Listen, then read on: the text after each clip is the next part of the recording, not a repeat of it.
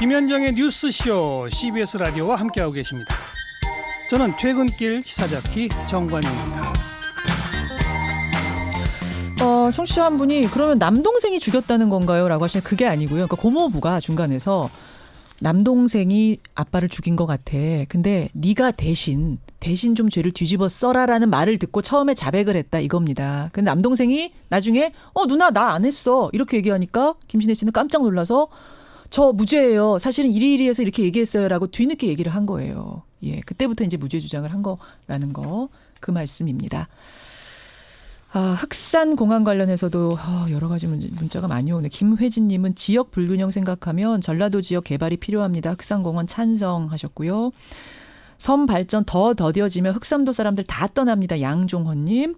그리고 흑산도 굉장히 유명합니다. 한 분이 문자 주셨는데 그럼요. 유명하고 정말 아름다운 섬이고 먹거리도 훌륭한 섬이라는 거 말씀드리고요. 다만 공항을 짓는 문제는 좀 다른 문제 아니냐라는 전종사님 외에 여러분께서 많이 불편하시겠지만 악천후 때문에 배가 못 뜨면 비행기도 못 뜨는 거 아닙니까? 6493님 등등이 반대 의견. 예. 반대 의견이 조금 더 많은 거죠? 예, 그렇다고 하네요. 고맙습니다. 우길 전범기를 달고 11일에 한국 땅을 밟는 한국의 바다로 들어오는 일본 자위대 함정에 관해서는 많은 분들이 공식적으로 거절을 해라. 그거 달고는 못 온다고 떳떳하게 얘기해라라는 문자를 주요선님 외에 많은 분들이 주고 계십니다. 고맙습니다. 권영철 대기자 Y뉴스로 가보죠. 어서 오십시오. 안녕하십니까. 오늘 참 우리를 분노케 하는 뉴스들이 많은데 네. Y뉴스에서도 네. 참 부글부글하게 하는 주제를 골라 오셨네요. 가짜 뉴스 얘기라고요. 그렇습니다. 먼저 얘기 한번 들어보시죠. 국민을 대표하는 대통령에 대한 모독적인 발언도 그 도를 넘고 있습니다. 이것은 국민에 대한 모독이기도 하고 국가의 위상 추락과 외교 관계에도 악영향을 미칠 수 있는 일입니다. 이 발언은 2014년 9월 16일 국무회의에서 예. 당시 박근혜 대통령이 발언한 것인데요. 당시에는 세월호 참사와 관련해서 대통령의 7시간을 둘러싼 의혹이 한창 제기되던 그 시점이었습니다. 국민을 대표하는 대통령에 대한 모독적인 발언이 도를 넘어서고 있다. 이런 얘기. 예, 그리고 또 다른 거 한번 들어보시죠. 예. 가짜 뉴스가 창궐합니다. 유튜브, SNS 등 온라인에서 의도적이고 악의적인 가짜 뉴스가 급속히 번지고 있습니다. 개인의 사생활이나 민감한 정책 현안은 물론 남북관계를 포함한 국가 안보나 국가 원수와 관련된 턱없는 가짜 뉴스까지 나놉니다. 이거는 이제 이낙연 국무총리가 지난 2일 국무회의에서 네. 밝힌 내용입니다. 최근에 한 이야기죠. 두 발언의 공통점 찾아라 하면은 가짜 뉴스, 가짜 소문 이런 거예요. 그렇습니다. 두 발언을 동일선상에 놓고 언급하기는 사실 상황이 좀 너무 다른 점이 많이 있습니다만은 일단 좀 비슷한 점이 있죠.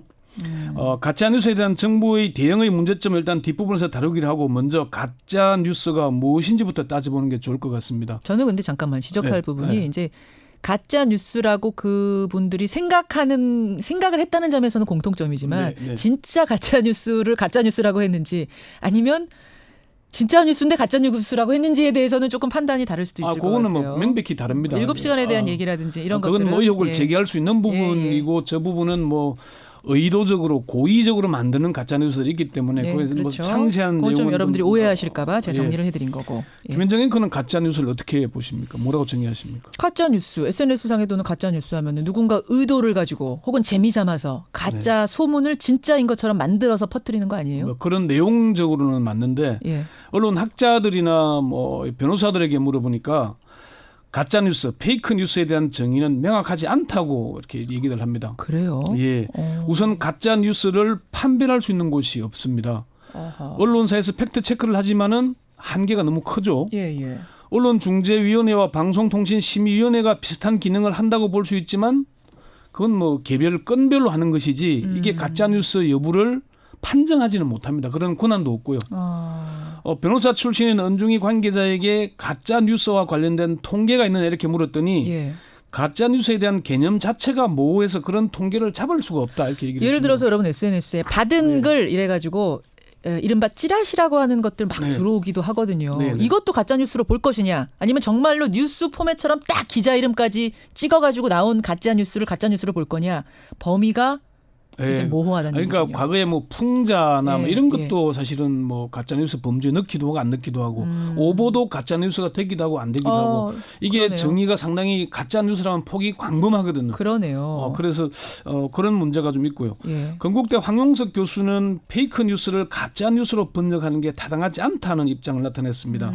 페이크 뉴스는 허위이면서 기만적인 정보를 말하는 것으로 남을 속이고자 하는 의도가 반영된 것으로 보는 게 맞다. 그러니까 기자가 취재하는 과정에서 예. 뭔가 실수로 오보를 낸 것과 의도를 가지고 가짜 허위 날조 기사를 만든 것과는 차원이 좀 다르다. 근데 같이 가짜 뉴스라고 보면 안 된다 이 얘기군요. 그렇죠. 가짜 뉴스 네. 전체를 규제하게 되면은 헌법에서 보장된 표현의 자유를 침해하게 된다는 게 언론학자들이 많은 우려들이 있었습니다. 그럼 우리가 얘기하는 허위 네. 가짜 의도를 가지고 속이려는 그 뉴스는 뭐라고 부르면 좀 따로 차별이 될까요?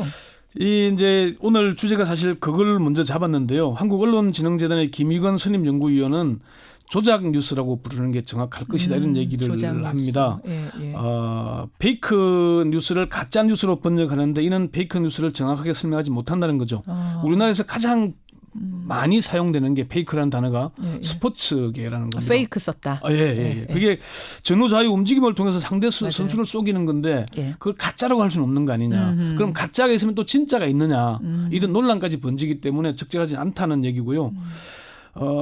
이제 고의성이 있는 걸 가짜 뉴스라고 하기 때문에 허위 조작 뉴스라고 부르는 게 어떨지 법조인과 언론학자들에게 물어봤더니 많은 사람들이 공감을 나타내기도 했습니다. 그러니까 우리가 지금 문제시하고 있는 그 가짜 뉴스는 허위 조작 뉴스라고 부르자. 예, 그렇게 부르는 게 오히려 더 정확하고 폭도 좁고 잘못된 데 대한 예. 진단도 제대로 할 수 있다 이런 얘기도 그리고 또 많습니다. 그냥 가짜 뉴스 이러면 좀 약한 느낌이에요. 뭔가 이렇게 그 의미가 왜 뭐라고 해야 이거 되죠? 몰카를 느끼느냐. 예. 그러니까 뭔가 좀 장난 같기도 하고 뭔가 좀 가벼워 보이고. 맞아요. 몰카 범죄도 정확히는 네. 디지털 성범죄 이렇게 불러야 되거든요. 네, 그렇죠. 몰카 범죄하는 순간 약간 귀여운 느낌이 들듯이 가짜 뉴스도 가짜 뉴스가 아니라 허위 조작 날조 뉴스. 허위 조작 뉴스. 뭐이 정도까지. 변상욱 대기자는 허위 날조 기사를 불렀는데 날조니까 조금 이미지가 좀 강해 보여서 허위 조작하니까 고의성도 드러나는데 언론 분쟁 전문으로 불리는 안상훈 변호사는 예. 허위 조작 뉴스라고 부르면은 고의성이나 악의성이 느껴진다. 예. 가짜 뉴스는 폭이 너무 넓어서 여론 통제 또는 언론 통제라는 비판을 받을 수 있지만 허위 조작 뉴스는 폭을 좁혀서 대응하는 느낌을 준다. 이런 얘기도 하고요. 자, 알겠습니다. 네네. 허위 조작 뉴스로 지금부터 권영철 대기자 주도하에 캠페인을 벌여보죠. 허위 조작 예, 뉴스라고 예. 부르겠습니다. 네. 그럼 제가 질문 하나 드릴게요. 허위 조작 뉴스 처벌이 가능합니까? 사실은 처벌이 좀 어렵습니다. 바로 이거예요. 예, 이게 이러니까 자꾸 창궐하는 거 아니에요. 양홍석 변호사는 현재로서는 처벌할 필요가 없다. 개인이나 법인에 대해서는 명예훼손이나 정보통신망법 위반으로 처벌이 가능하지만 사회나 국가에 대한 가짜뉴스는 처벌 규정이 없다는 겁니다. 규정이 없어요. 예.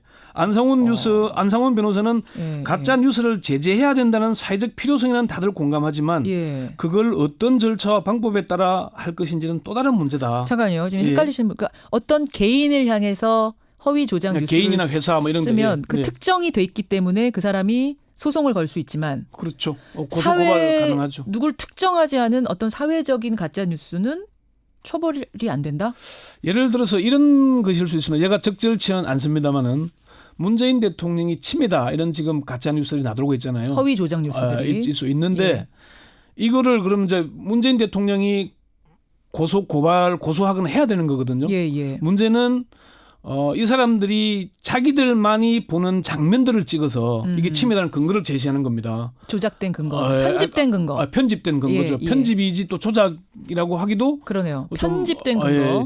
그런 부분에 대한 이제 구체적인 근거가 없다는 거죠. 대통령을 국가로 동일시하는 측면도 있거든요. 뭔지 알겠어요. 그러니까 그 그런 문제가 있다. 그래서 이거를 그 황용석 교수는 개인이나 법인에 대한 침해는 명예훼손이나 정통망법으로 해결되면 되지만은 예. 사회적 법익 침해의 경우는 피해의 주체가 사회나 국가가 되기 때문에 권리 침해의 대상이 없는 것이다. 그래서 처벌이 안 된다 이렇게 얘기를 합니다. 그럼 어떻게 이대로 이게 둬야 미네르바 됩니까? 사건 기억하시죠? 미네르바 사건 기억하죠. 그걸 이제 허위라고 검찰이 기소를 했다가 결국 위헌 결정이 났지 않습니까? 지금 이런 그 조항이 식군요. 위헌이 났기 때문에 전기통신기본법 47조 1항이 위헌이 났고요. 2항도 비슷한 구도로 되어 있기 때문에 적용하기 어렵다는 거죠.